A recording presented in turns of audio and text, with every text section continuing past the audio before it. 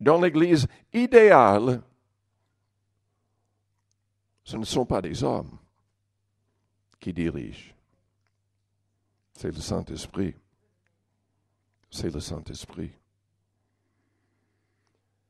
C'est lui qui décide.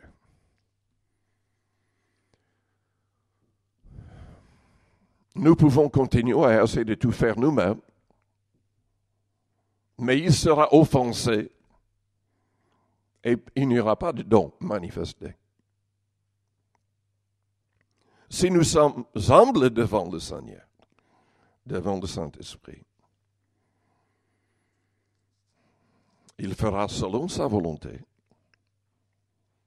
mais nous serons bénis.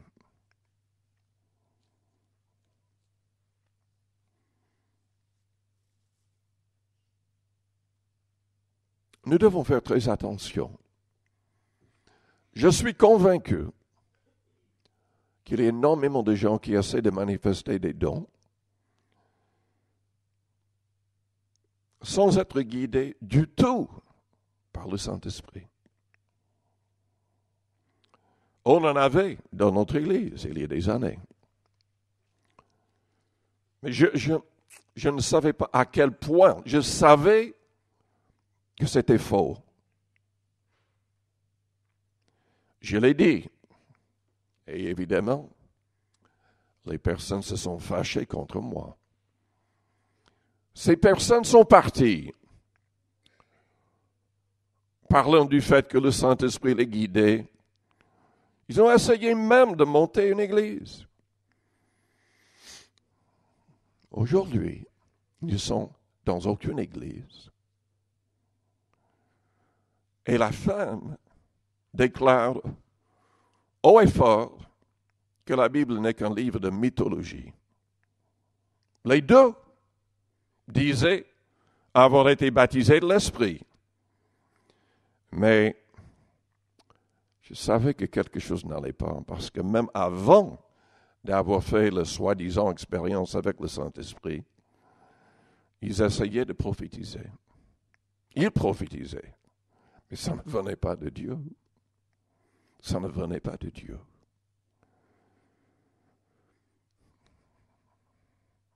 Le Saint-Esprit peut faire des choses extraordinaires. Mais nous devons permettre qu'il le fasse. Nous devons être humbles devant lui. Ou nous serons éloignés loin du Seigneur. Dans l'Église idéale, c'est lui l'administrateur.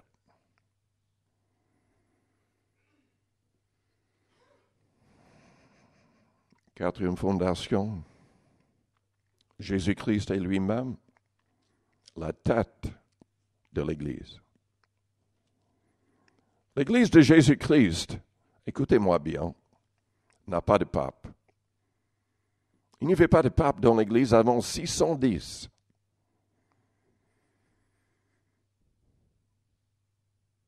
Et ça n'a jamais été dirigé par le Seigneur. Dans l'Église de Jésus-Christ, il n'y a pas de pape, il n'y a pas de cardinal, et il n'y a pas de prêtre.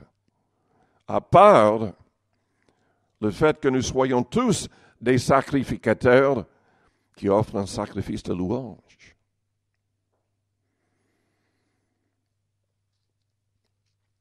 Je le dis parce que Jésus l'a dit lui-même dans Matthieu 23. Nous n'avons pas le droit de prendre des titres, de parler aux autres en les appelant pères spirituels. Jésus l'a interdit. Nous n'avons pas le droit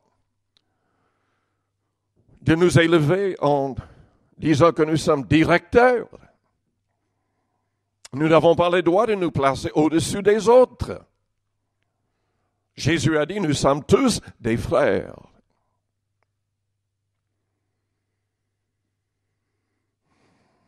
C'est Jésus la tête. L'Église n'a pas besoin de souverain pontife, autre que Jésus-Christ. C'est lui, notre souverain pontife. Le mot pontife, c'est un autre mot pour sacrificateur. C'est le mot utilisé dans la Bible catholique. Parlons de Jésus-Christ.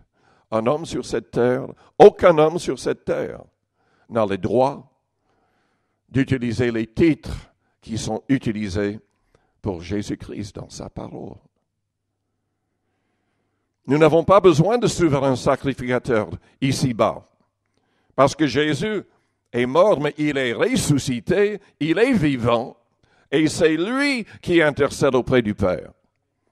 Et selon 1 Timothée chapitre 2 au verset 5, il n'y a qu'un seul médiateur entre Dieu et les hommes, c'est Jésus-Christ. Ce n'est pas Marie, ce n'est pas un prêtre ou un pasteur, ce n'est pas un pape. Si vous voulez aller au ciel, priez directement le Seigneur Jésus-Christ. C'est lui qui, selon Hébreux 7 au verset 25, peut sauver de manière parfaite tous ceux qui s'approchent de Dieu par lui, parce qu'il est vivant pour intercéder en notre faveur.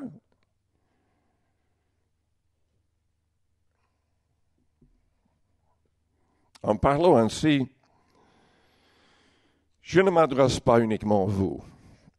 Nous mettons nos messages sur YouTube. Et il y a des milliers de personnes qui écoutent les messages. Des gens dans tous les pays. Et je viens de recevoir un email de quelqu'un. En fait, on n'a même pas mis notre email. Mais elle est arrivée à trouver mon email.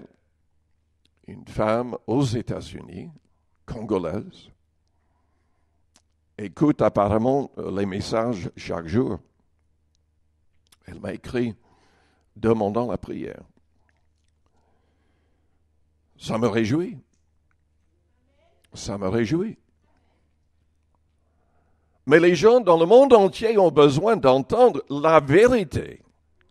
Nous avons tellement de fausseté, tellement de faux docteurs, tellement d'esprit de séduction. La Bible avait prophétisé que l'Église tomberait dans un état d'apostasie, où les membres n'accepteraient plus la sainte doctrine et ne suivraient plus l'enseignement des apôtres dans la Bible. Mais la Bible est claire, Jésus-Christ était clair. Si nous changeons le message que nous avons dans la Bible, le message de l'Évangile, si nous acceptons quoi que ce soit qui est altéré, nous serons damnés pour l'éternité. La Bible le souligne à maintes reprises. Si on ne demeure pas dans la doctrine du Christ, si on va plus loin, si on commence à ajouter une tradition ici, une tradition là, une nouvelle doctrine ici, une nouvelle doctrine là, nous serons damnés. Nous serons damnés. Nous n'avons pas le droit, selon 1 Corinthiens 15, même de changer les termes utilisés par les apôtres. Notre foi sera vaine. Jean a dit, celui qui va plus loin, qui ne demeure pas dans la doctrine du Christ, n'a point Dieu. N'a point Dieu. Les hommes aiment inventer toutes sortes de religions. Les hommes aiment ajouter toutes sortes de choses à la vérité qui vient de Dieu. C'était le problème déjà quand Jésus-Christ était sur terre. Il condamnait les chefs religieux pour toutes les choses qu'ils avaient changées dans la loi, pour toutes les choses qu'ils pratiquaient simplement pour être vus des hommes.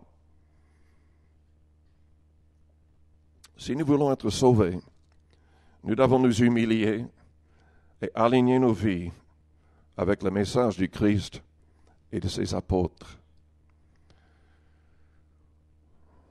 Il a dit ma parole. Le ciel et la terre passeront, mais ma parole ne passera jamais. Il a dit dans Jean 12 que nous serions jugés d'après sa parole. C'est lui qui sera le juge selon Jean 5.